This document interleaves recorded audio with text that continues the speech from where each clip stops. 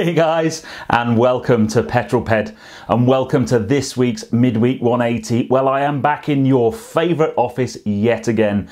Yes, I'm staying with my friends in Stratford whilst working in the area, but I thought I'd bring you my midweek update from your favourite office. Anyway, if you've not seen one of these before, this is my midweek update where I bring you my news, views and information about upcoming reviews, all filmed in one take. I'm going to put 180 seconds in the bottom left hand corner of your screen, and that's it. A very simple format. So without further ado, let's get cracking with this week's Midweek 180. I shall start my timer. Okay, leader of the pack last week was the Speed Machine 35. Congratulations, sir. But joined by the famous five, we have Vinnie Vincent, Gibron Samara, Daily Driver and Mr. DRM. So whoever puts the first comment this week, you will be the leader of the pack, and the top five will be in my famous five. Where are you and what you're doing? Well, that was Mr. Roger Bailey, who was skiing in Andorra. I was very jealous because I haven't managed to get away skiing this year. But wherever you are right now and whatever you're doing, put it in the comments below and I will give you a shout out next week. Now, last week's question was all about basically any cars that we in Europe don't get that America have, and vice versa. And there were some really interesting things. Basically, it seemed like the cars we want in the UK that the Americans won't let us have are anything right-hand drive that's a muscle car. So things like Camaros and Corvettes, and also the Ford Raptor. And I saw a Ford Raptor while I was in Miami. Wow, those things are awesome. And then the things that the guys in the States want were basically Audi estates. They just don't do the RS4 and S4 Avant, for example. They don't seem to like that kind of estate car format. Station wagon. And also they don't get the Suzuki Jimny, which I need to drive. I need to have a chat with my friends at Worthing Suzuki and get hold of one of those very shortly.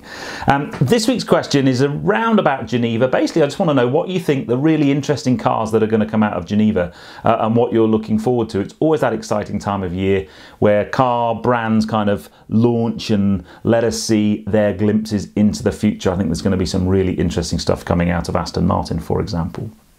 F1, clearly testing was last week. Really what we've learned, I think Ferraris are very, very quick. I think Mercedes are either sandbagging or have major issues. I mean, they're still only they're less than half a second behind, but I still think, I know it's difficult to gauge in testing, but I still think they've got some work to do. Red Bull Honda looked really strong, I must say, and a surprise for me, I didn't think the Honda package would be that strong. McLaren, I just hope McLaren are as good as they're looking, basically, and some of the young drivers are looking great as well. New car news. This is a shocking time of year to do new car news. Now, I'm actually filming this on Monday due to my schedule this week, which is absolutely horrendous. And it's Geneva week. So all the new cars, basically, they won't be announced or launched till maybe Tuesday or Wednesday this week. So it's a bit early for me to come up with anything. But I have to say a couple of things. First things first, the Jaguar I-Pace being voted European Car of the Year. I have to say I really agree with that. I was very, very impressed with the I-Pace when I drove it. Really good. Although I am very much looking forward to driving the Audi e-tron in a very short space of time, hopefully within the next few weeks. And I should be there. But because I'm working this week, I had a couple of offers to go to Geneva. And if you've seen my Q&A from last week, you'll know that sometimes my day job gets in the way. And then finally, this Friday's video at 6 is my first compilation video.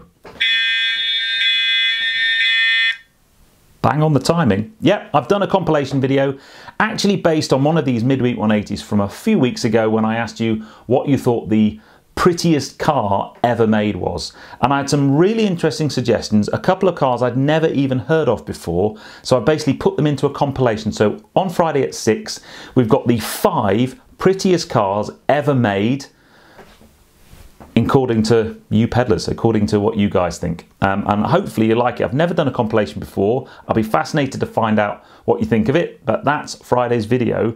And that, my dear peddlers, is that. I hope you've enjoyed this one. If you have done so, please give me a thumbs up. Comments below are always welcome. And if you haven't done so already, please subscribe to Petrol Ped for plenty more content to come. Really interested to see what your thoughts are on Geneva this year. Really interested to see whether or not you like my compilation video on Friday. But yeah, join me on Friday at 6 for the 5 prettiest cars in the world. I'll see you on that one, but you take care. Drive safe.